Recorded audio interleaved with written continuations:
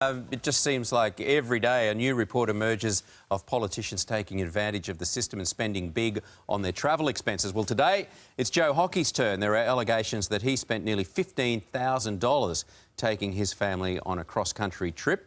And MP Clive Palmer believes he knows how to fix the mess. He joins us now. Good morning, Clive. Good morning. How are you going? Good, good. What's the answer? What should we do? Well, one thing we shouldn't do is have another inquiry, whitewash. It's made up of Liberal and Labor politicians, and that's what they've had now 6 times in a row, and they're going to have another one, which has got former members of Parliament deciding how they can make more rorts, and I just don't think that's what we need to do. The government doesn't get it. We need to listen to the public. We have to realise that the average Australian earns $73,000 a year.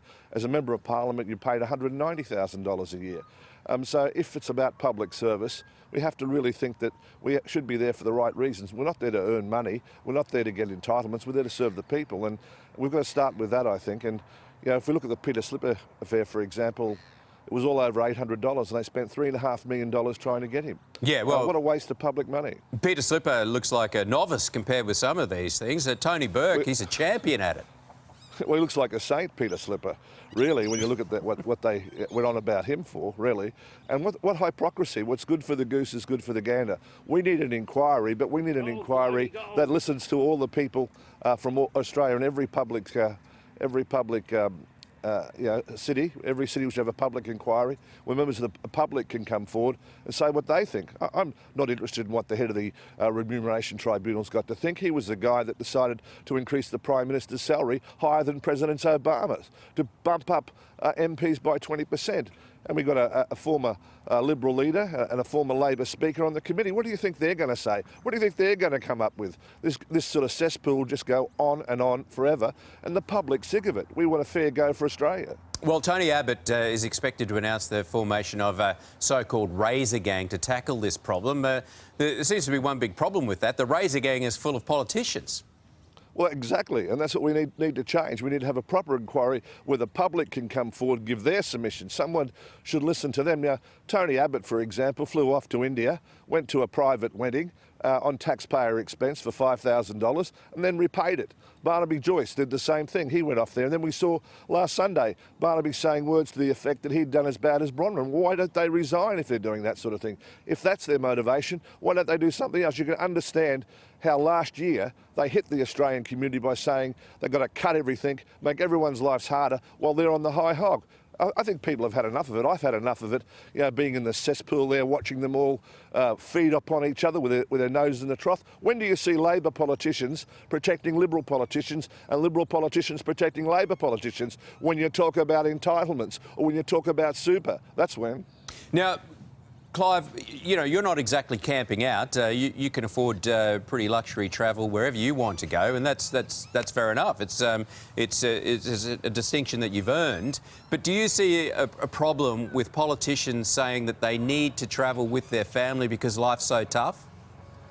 Well, I do. I think, you know, if the average Australian is working and he has to travel, I'm sure his employer won't pay for his family in most cases. He'll have to decide whether he's going to bring them or not. And I just think it's you know, the community doesn't expect that politicians will be funding their family travelling from, say, Melbourne to London. And I don't think that's a reasonable thing to expect. But of course, there's another aspect to this too. You've got the Prime Minister's Chief of Staff approving travel entitlements for ministers, backbenchers and their families. You wonder if he's buying loyalty with his entitlements. You're wondering if he's shoring up his votes as Prime Minister and having his Chief of Staff approve everything. That's a real danger, I think, in our system where government money can be used to get political support for one political party or for the loyalty to a leader. Bronwyn Bishop, it's cost her dearly, these expensive claims. But what about Tony Burke? He's still hanging in there? Well, as I said, it's Liberal and Labor together. There is no difference. These guys are really all one in the same. One day it's a Liberal politician, one day it's a Labor politician. What we know is it's right through the system. We need a new system. We need something that talks about public service, talks about the interest of the community, and really, what's the excuse? Why can't we have an open inquiry where members of the public can come forward and say what they think's a fair thing? Don't they matter at all? What's happened, as we say, in an unrelated topic, to Palmer United? What's happened to your party? Because it seems that Lazarus is gone, Lambie's gone. What happened to the revolution? Well, the revolution was pretty good. You know, we stopped the co-payment. We stopped university fees being doubled. We stopped $10 billion worth of cuts these guys were going to make to Social Security. We retained the low-income super for 3 million Australians. We kept the school kids bonus so that children now get $812 when they go to secondary school and $412 when they go to primary school, which would have been gone if Abbott had had his way. We saved the Climate Change Authority. We saved the Clean Energy Corporation. We saved ARENA. We made 15 changes in the Senate to the RET, and we not to the RET, to the direct action, and we saw direct action work for Australia. So we've done a lot. There's been no party in the history of the country that's achieved so much for the people of this nation. Well, you know, you've got to give you some credit, Clive. A lot of people are quick to dismiss you. What do you think about polls this morning that reveal that two other coalition members that have more public popularity than Tony Abbott? Do you think these things are a distraction? Are they meaningful? Are they useless? I mean, Malcolm Turnbull has got 45% popularity. Does that actually mean anything?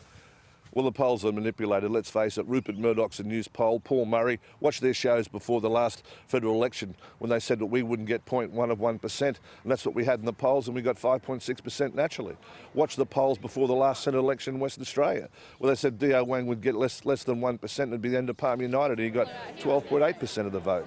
Look at Tony Abbott. He's going to introduce a 5% increase to the GST in Western Australia and said 4% of that to Sydney and Melbourne. Now, that's a winning policy for Western Australians. Vote for the coalition and see 4% of the money that you're paying in GST, more money going over the eastern states.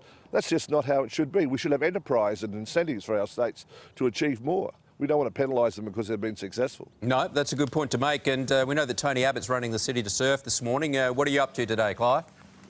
Well, I'll be doing a bit of exercise, going for a slow walk, but I'm building that up.